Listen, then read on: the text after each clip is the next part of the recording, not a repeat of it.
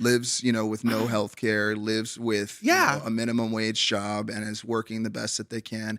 I mean, I'm really happy you brought up this conversation too, because like with what happened with Chaperone, you're like, I don't know if you saw Who was that? Chaperone. Child, tell me who. HOTTO to go. Come on, you don't know who? Blossom C. Brown. You're about to get it in the comments, girl. They're gonna read you for Bill. Well, you know they do that anyway. Listen, first of all, big fan of Chaperone. Please, if you want to come on our podcast, just email us, find a way to contact us, and we will have you on 100%. I would love to meet you. I'm just saying. First of all, her music is amazing. And okay. It's crazy because I didn't think I would relate to her music, but the way that she writes as, a queer woman, and she just played in Austin, largest crowd, right?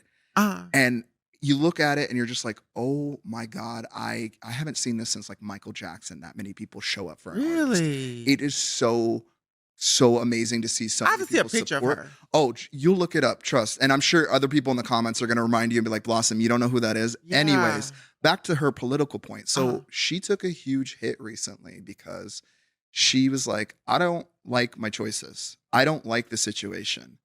I don't like what's going on in Gaza. I don't like what's going on Trump's side. Mm-hmm. But she still said, I am still going to vote for Kamala Harris. I love that. And we as queer people have to understand that there's no such thing as a perfect candidate, as much as we wish that there was. Because like you said, the system was not built for us, and we have to build within the system that we have. And if we want to tear it down and create a new system, we should be not doing that every 4 years. We should be doing the work throughout the other 3 years and stop waiting for that last year for things like Jill Stein to come in and people to create that whole conversation about the third party. Like if we're going to do a third party candidate, then where are you the other 3 years doing that campaign groundwork? And that's where we as a community, I think, need to come together and understand, because from what I see, you and I go on Jubilee. We've got new episodes coming out, to 2 separate episodes. Yes. Yeah. Yes, they brought us back. Yeah. Yes, they did. At the time of this episode, mine should be premiered. Yours is going to premiere. premiere. So I can say mine. And part 1 of mine will premiere, and part 2 will premiere the day after this episode comes out. So a lot of y'all are not going to like what I have to say. And a lot of y'all are going to be shocked at what who I spoke with. But you know what? I can't wait to see yours, so I'm excited. But even with the Jubilee space, the one thing that I really appreciate about you is that you are willing, just like me, to go talk to the other side and actually have a conversation with the other side, because sometimes what I'm afraid is that we are just speaking to our own people that are already going to vote for, blue across the board. And we're not actually trying to have the conversation with the other side, because I got to be real with you. I don't think Republicans or conservatives are dumb. I really don't. I've really taken a look at what Donald Trump has done.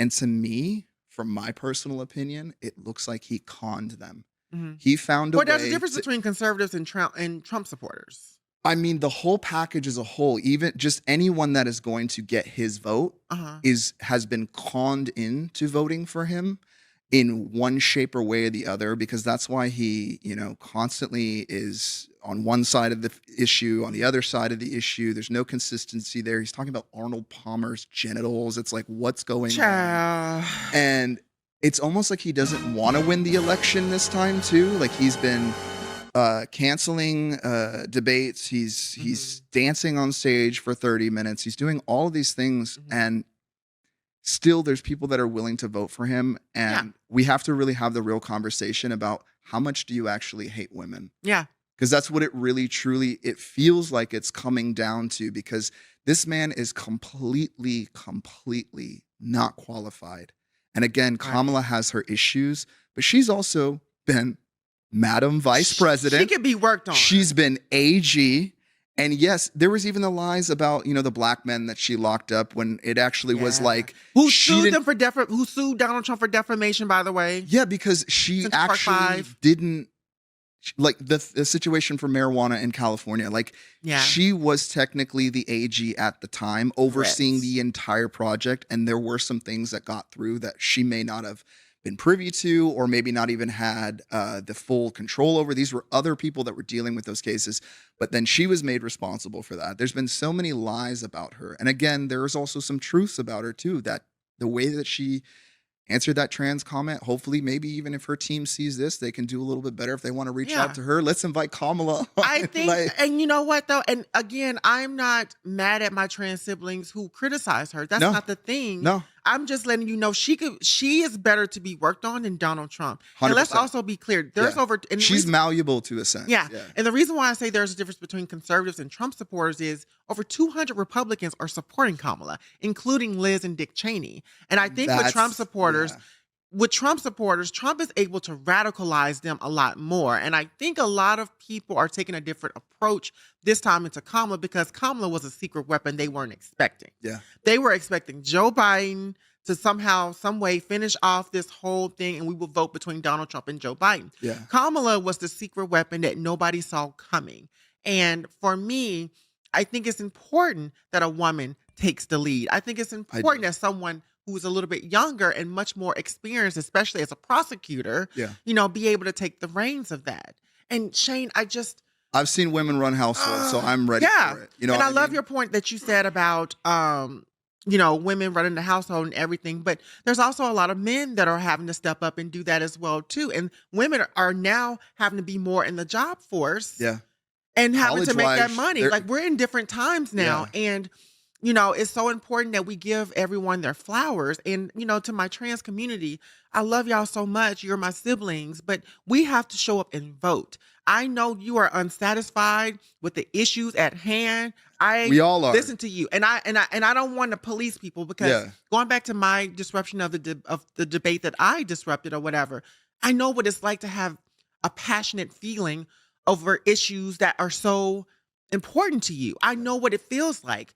But if you're not going to show up and vote, you are making unnecessary noise and you need to step out the way and move and just do what you need to do over here. Yeah. And let the rest of us work to get Kamala in office. Let the rest of the trans and non-binary people who don't want their rights taken away be able to put Kamala in that office so we can hold her accountable. Yeah. This is the thing. I have never said that she could not be held accountable. I never said she was above accountability. And I'm not saying she's perfect. I would love my trans siblings to hold her accountable. Yes. But you better show up and vote her in so you can so you have the hold her opportunity accountable in the future. Exactly. Because, again, remember, the things that Trump is threatening, this is the last election there will be.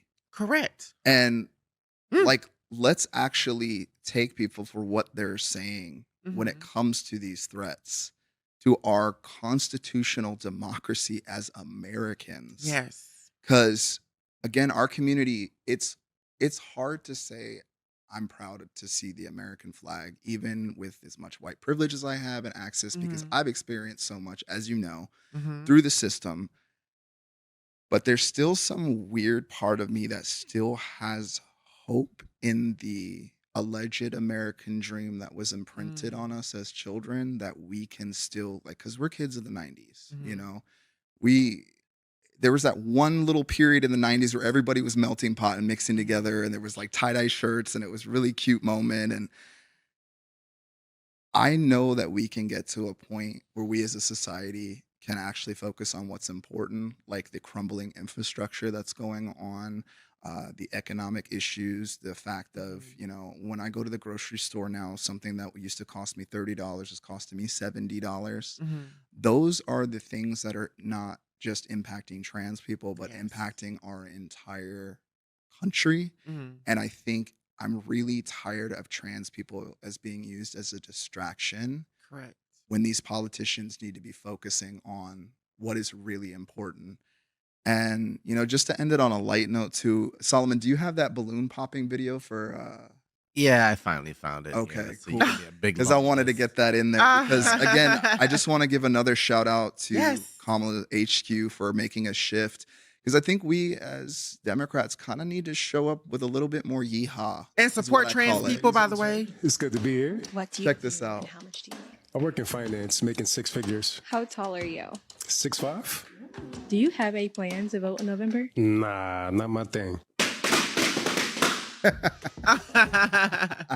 Pop the Balloon and Find Love. One of my favorite shows. I Right, love it. I wish right. there was a trans version of that. I cannot wait for that to We happen. could probably even make that here if we wanted to. Yeah. You know?